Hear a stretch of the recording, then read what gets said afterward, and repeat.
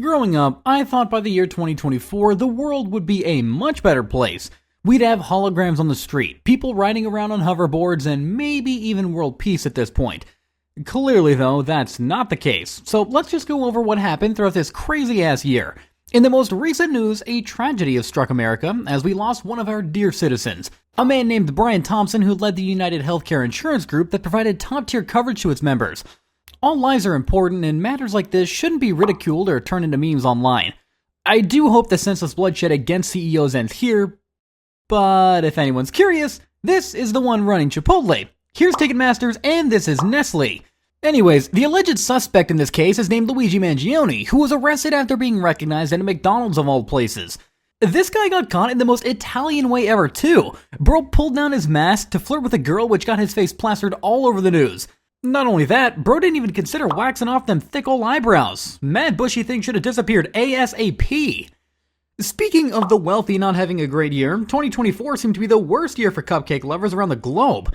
We had Mr.Beast's best friend who had their old Discord chats leaked, Dr. Disrespect the Age Limit who also engaged in inappropriate conversations, everyone who went to that one island, including the most shocking of all, Stephen Hawking, who supposedly loved being with midgets, and most notably of all, the baby oil connoisseur, the Diddler.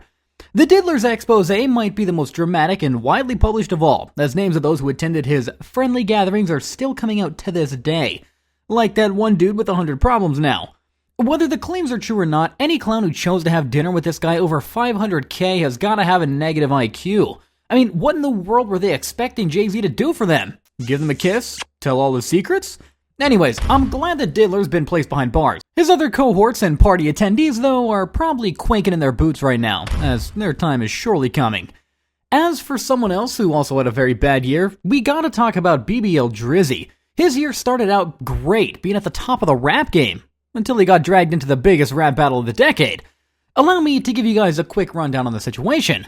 Two grown-ass men had some serious beef with one another, and instead of throwing hands, they chose to write and sing poems about each other with mean words.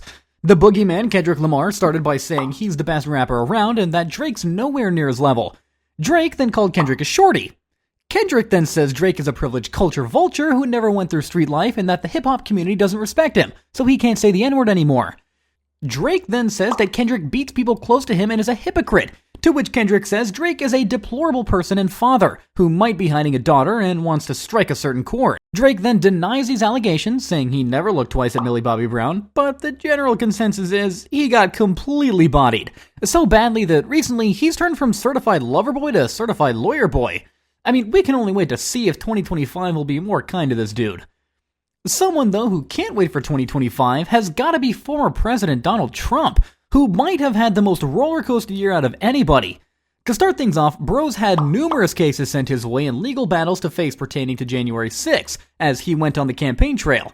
During the first presidential debate, he had a rematch with current President Biden, where Biden just unraveled as his old age was put on display to millions when he struggled to speak coherent sentences throughout the 2-hour event. Following this, Biden dropped down and Trump now was faced with a new opponent, current Vice President Kamala Harris. A moment in history occurred during a rally he held in Pennsylvania, where an incel opened fire at Trump, narrowly missing due to the orange turning his head right at the very moment. News of this incident and pictures circulated rapidly as he made sure to pose for the camera immediately after. This event may have played a part in the final decision as Trump was voted president-elect on November 6th. But let's not get too political here. No matter who ultimately won, I just hope they bring more peace to the world and create better lives for Americans and the rest of the world.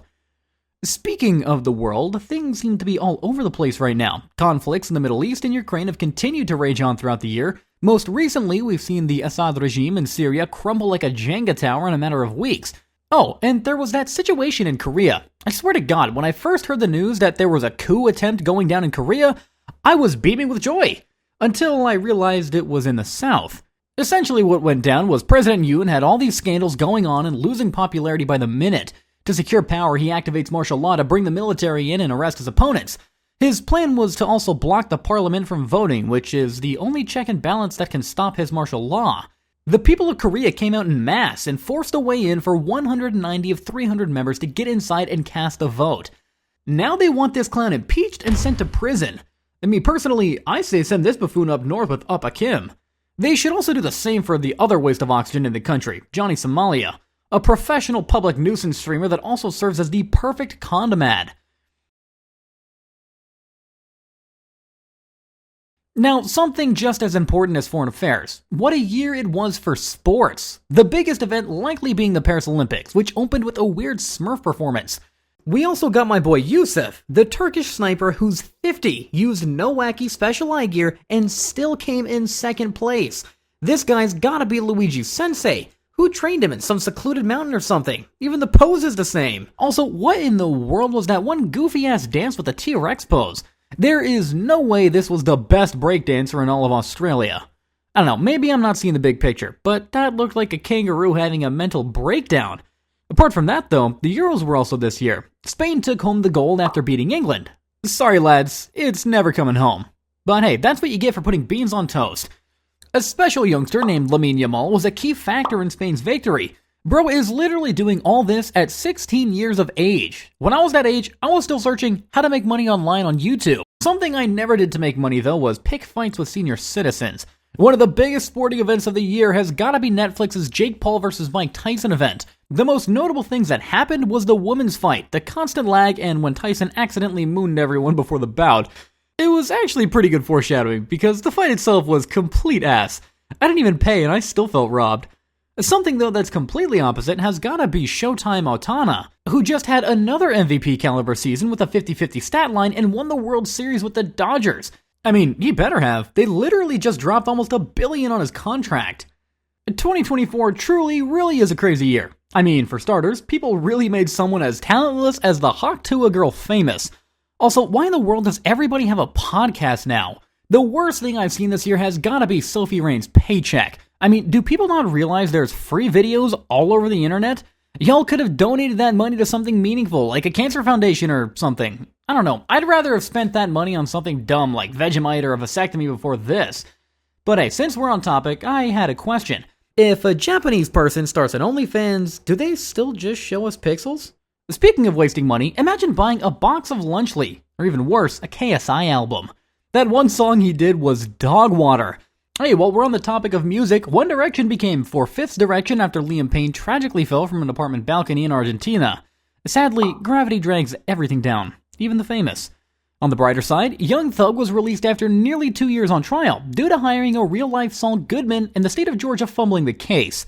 Inside Out 2 was the biggest movie of the year, but Deadpool and Wolverine also had an impressive run, considering it was R-rated. Though I will say nobody was checking IDs when I walked in. Joker 2 and Madam Web, on the other hand, were a nightmare. Oh, and we also got introduced to Mudang, proving that any baby animal can be cute to some extent. Streaming content creators as a whole seem to be on the rise. Two people spearheading this charge are iShowMeat and Kai Cenat, the second of which has a prominent impact on internet culture as he's helped popularize new terms such as Riz and Phantom Tax. In the real world though, inflation was killing us in 2024. Gone are the days we could get a Subway foot-long for $5. They don't even sell a 6-inch for that price anymore. Not just that, they're shrinking the portions too. Here's who's in charge again. Have you seen the videos where employees scoop like 2 pieces of chicken? Highway robbery in broad daylight. Just like that one prisoner trade we did with Russia.